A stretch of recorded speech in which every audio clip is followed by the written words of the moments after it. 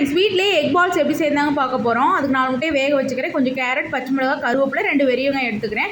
First egg இந்த மாதிரி toast பண்ணி எடுத்து மிக்சியில் அரைச்சிக்கோங்க. அப்போ தான் பிரெட் க்ரம்ஸ் இந்த மாதிரி உதிரி உதிரியாக வருங்க.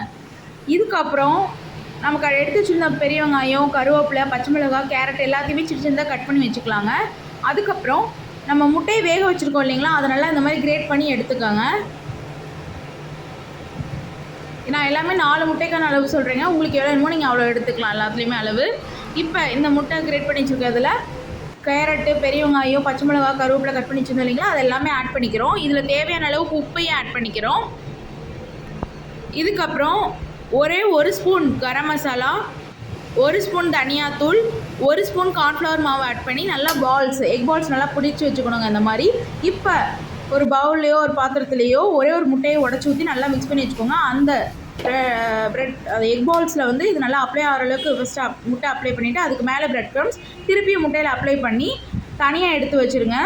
ஒரு 10 மினிட்ஸ் நல்லா அப்படியே ஊறணும். எத்தனை பால்ஸ் உங்களுக்கு வேணுமோ அத்தனை பால்ஸ் நீங்கள் உருட்டி எடுத்துக்கலாம். நல்லா இந்த மாதிரி உருட்டி எடுத்துக்கோங்க.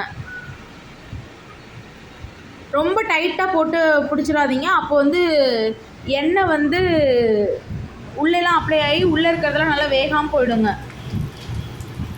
எண்ணெய் சூடானதுக்கப்புறம் நம்ம எடுத்து வச்சுருந்த எக் பால்ஸ் எல்லாத்தையுமே ஒன்றா போட்டு 10 மினிட்ஸ் அங்கிட்டு இங்கிட்டு புரட்டி எடுங்க. சூப்பரான வீட்லேயே செய்யக்கூடிய எக் பால்ஸ் ரெடி. ட்ரை பண்ணுங்கள், ஷேர் பண்ணுங்கள், சப்ஸ்கிரைப் பண்ணுங்கள். தேங்க்யூ.